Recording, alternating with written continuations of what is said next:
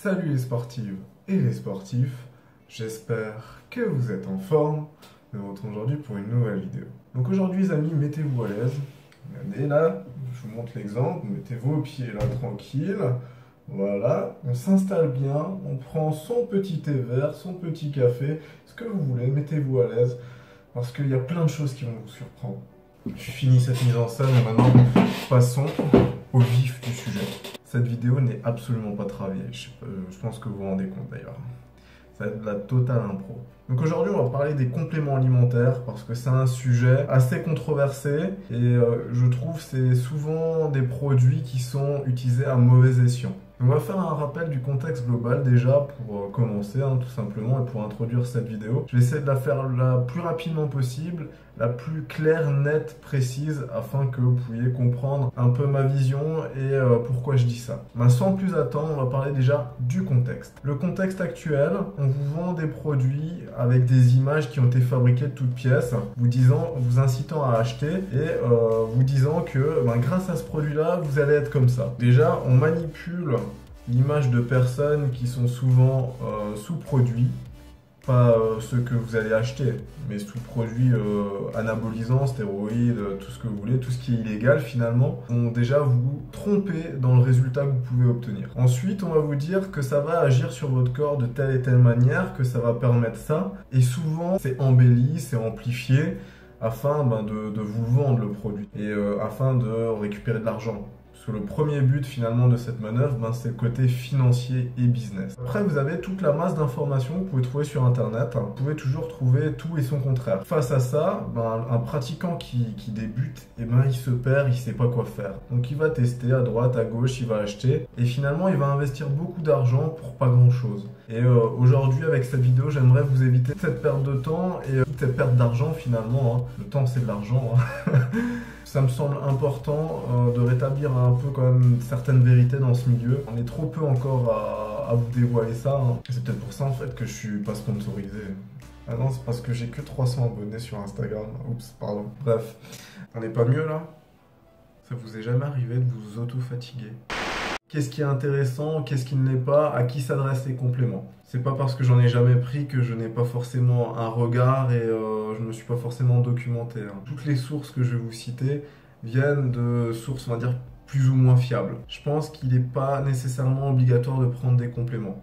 Mon physique, je l'ai obtenu sans complément, j'en ai jamais pris, tout simplement parce que j'ai pris soin de mon corps en faisant très attention au niveau de mon alimentation, en faisant très attention au niveau de mes entraînements, et en prenant soin de mon corps globalement. C'est beaucoup d'organisation, ça demande beaucoup de régularité. Les compléments ne sont pas forcément nécessaires si à côté vous faites les efforts pour. Ça s'adresse pas forcément aux débutants. Il faut d'abord déjà comprendre comment ça fonctionne et quelles sont les actions à mettre en place. Et une fois que vous avez acquis un certain niveau de maîtrise, entre guillemets, peut-être aller vers une pratique des compléments. Et ça s'adresse aussi aux personnes qui ont plus ou moins du mal à s'organiser dans une journée. Alors, j'ai rien contre, vous faites ce que vous voulez, vous êtes maître de vos actions et de vous.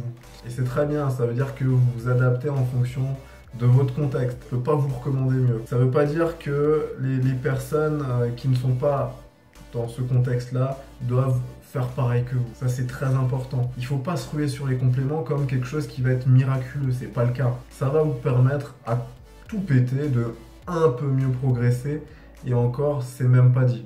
Parce que si derrière vous ne faites pas le nécessaire, ça ne vous aidera pas à progresser. Donc il est bien important, et j'accentue bien ce point-là, qu'il faut faire attention vraiment à la globalité de ce que vous allez mettre en place une fois que vous avez décidé de progresser sur tous les points. Au niveau de l'alimentation, on peut se retrouver des fois confronté à des carences lorsqu'on ne mange pas certains aliments. Et on sait que la tendance actuelle par rapport à toutes les merdes qu'on nous vend industriellement parlant, est à ce qu'on a par exemple un rapport d'oméga 6 nettement supérieur avec le rapport oméga 3, alors qu'il devrait être de 4,1 et en général on est plus sur du 15,1 par exemple. C'est très important de rétablir cet équilibre-là pour bien avoir les effets bénéfiques des omégas sur notre corps. Vous pensez être carencé par rapport à ça, vous pouvez prendre par exemple des gélules d'oméga 3. Les premiers compléments vers laquelle il faut se diriger. Je pense plus que ça va être les compléments qui vont nous éviter les carences. Oméga 3, vitamines, tout ce qui est aussi micronutriments, fer, magnésium, zinc, enfin voilà, toutes ces petites choses-là. Et ensuite, alors, on va pouvoir se diriger vers d'autres compléments. Je pense que ceux qui peuvent être aussi intéressants, on en parle souvent, c'est les BCAA. Alors, est-ce que c'est quelque chose qui est obligatoire? Non, absolument pas. Ça va peut-être vous permettre, à une petite échelle, de mieux récupérer, mais en aucun cas, ça va être miraculeux. Donc ça, il faut aussi bien l'avoir à l'esprit, hein. Vous allez engager de l'argent, vous allez croire à des choses, et finalement, peut-être que derrière, vous allez être déçu. C'est très important d'avoir ce regard extérieur lorsque vous allez vous diriger vers tel ou tel complément. Il faut que ça soit réfléchi, il ne faut pas se jeter parce que tel athlète prend ça se trouve, il ne le prend même pas, et vous le vend juste parce qu'il a besoin de thunes, hein.